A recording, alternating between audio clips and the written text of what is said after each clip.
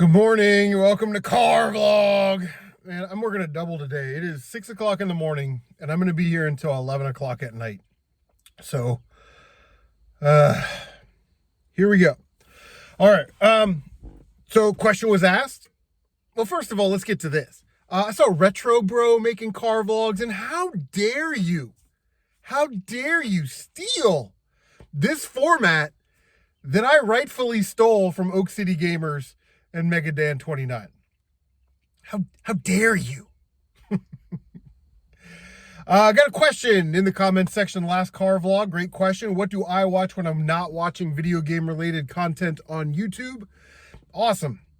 So I watch a lot of OSW reviews, old school wrestling reviews. They have like 200,000 subscribers. They don't need my help, but I'll leave a link down below. They do old wrestling pay-per-view reviews, video game reviews, movie reviews. It's really funny, really smart, like comedy. It's really good stuff. I always just put it on and play games or work the eBay store or whatever. I also watch a lot of reselling channels, garage sale. I bought this for $1, sold it for $20. Those type of channels. Page 1 Foot Flipper, Fatgrandmafinds. She buys and sells stuff out of my selling category, so I always find it interesting. I don't buy a lot of home decor and breakables and try and ship those. I just don't have the confidence to ship those, but I watch a lot of stuff like that. Knowledge and, bolos for garage sales and thrift stores, that type of stuff. When I'm not watching YouTube, watching Netflix or something like that, I'll watch a lot of documentaries and like World War II in HD, that kind of stuff. And, because it's easy to just kind of binge watch a season of that while I'm playing games or doing something.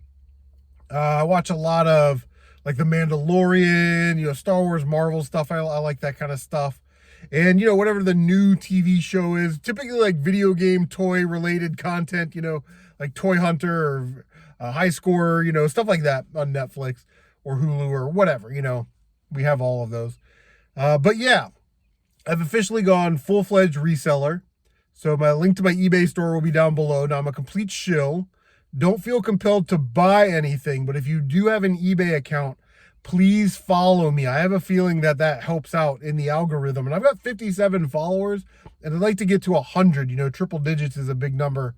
But yeah, so my eBay sales were really, really slow, and I thought, I'm going to pay for a store and get those extra 750 listings over a 250 listing regular store.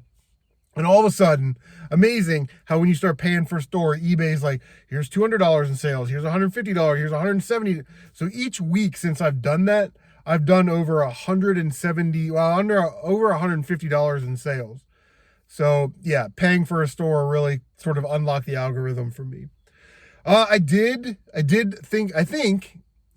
figure out our Atari classic gaming problem. How do you count those as games that you beat on your list for the end of the year? And we'll save that. We'll put that on the back burner for next time. But I want to talk about my retro life. I watched a video. Tyler made a video. The 10 hardest games I've ever played. The top 10 hardest games he's ever played. Gatorade in the morning. Oh God, you brush your teeth and then you drink a Gatorade. You eat something. So, it's not an indictment on Tyler or Tyler's channel, because I really do like his channel. And I think it's cool that he has all this video footage from when he was a kid opening presents of games and playing games with family members and stuff when he was like 5, And subjectively, hard is one of those terms where a hard game to me is not necessarily, a hard game for you. And I think it's also genre based. So, I'll talk about that at the end, but number 6 on his list was Contra Hardcore for the Sega Genesis. Never played it. I did get it. I have it. And as soon as July 1st comes around, we're going to switch from Super Nintendo to Genesis games, and that's definitely on the list. So I look forward to playing that one. But I don't know if it's harder or easier or about the same difficulty as the Super Nintendo Contra, but I guess I'll find out, or some of you will let me know.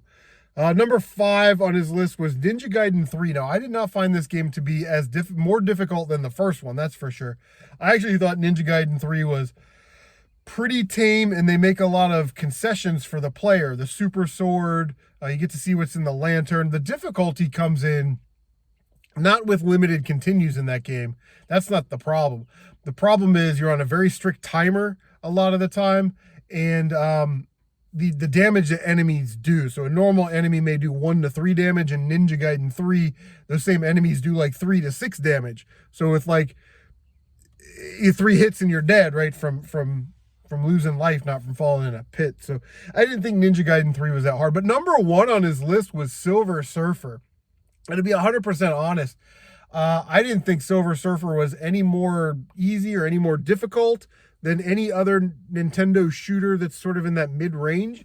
You do get to select your levels, which is more than fair because you get to practice all 5 of those levels, and it's like, really just get good. There are some annoying parts about Silver Surfer, don't get me wrong, but it's not like there's a bunch of random elements. There's 2 or 3 throughout the game, and everything else is on a set pattern, so you really have to learn it. The power-up system is pretty tame.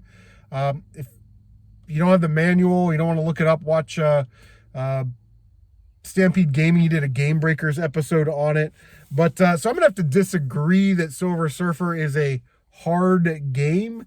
Like I said, there's some difficult spots, but I wouldn't say, it would be the most difficult game. The most difficult game I've ever played was probably Gradius 3 on Super Nintendo.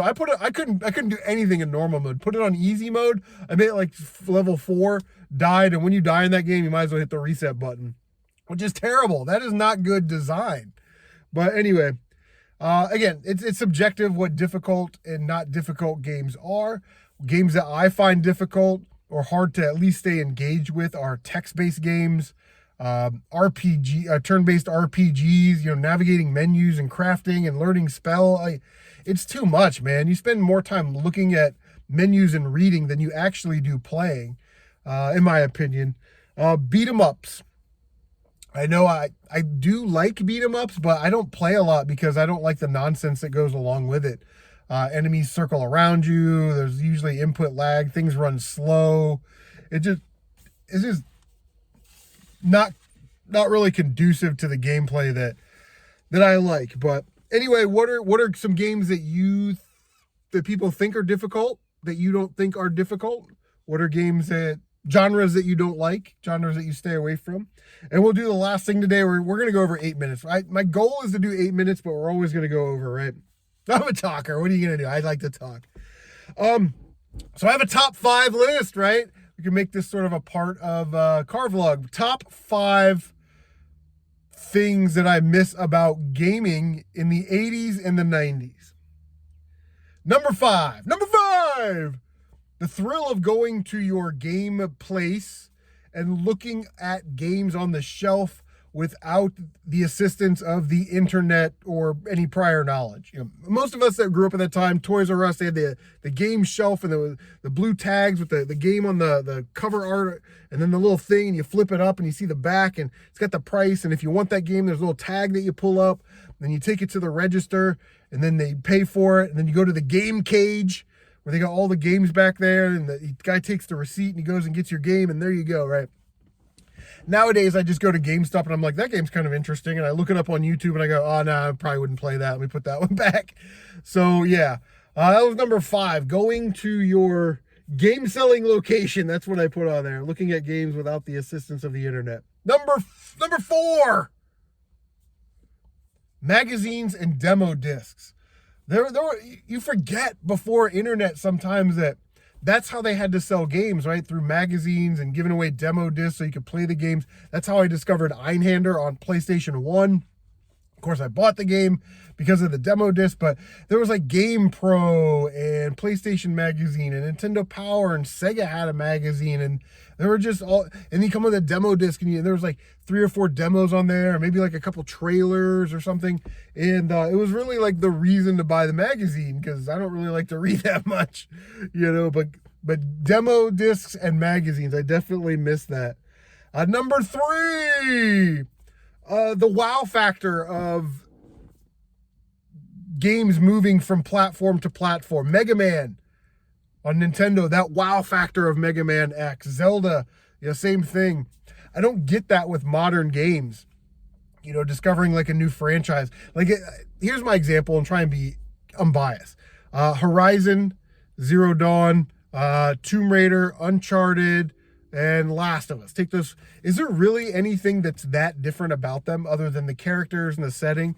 Like the game mechanics are the same. There's bow and arrows, and you grapple this, and you make a jump, and you grab onto this, and you slide across here, and you jump up, and really, I mean, really is they're kind of the same, right?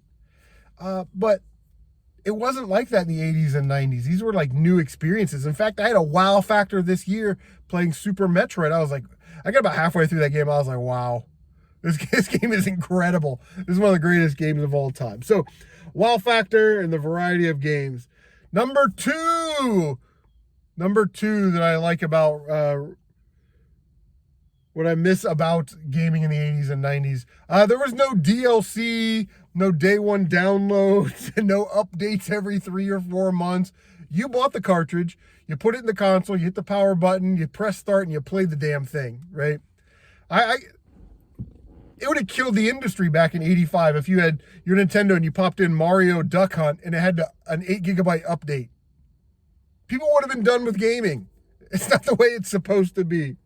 And number one thing I miss about gaming in the 80s and the 90s is that there was forced couch co-op. Some guy was talking shit on the schoolyard playground about how he's going to whoop your butt in Tecmo Bowl. Come on over.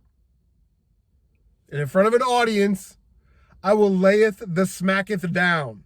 You know what I mean? Like, you had sleepovers when you were kids. You brought over the sleeping bags. You played Nintendo all night. And it's like, now you just kind of connect online, put the headphones on, and you're off in your own little world, right? There's no social interaction with it. Face-to-face social interaction, that is. But those are 5 things that I miss about gaming in the 80s and the 90s. Holy shit, we're at 12 minutes. Anyway, guys, take care of yourselves, and we will see you on the next car vlog. See ya.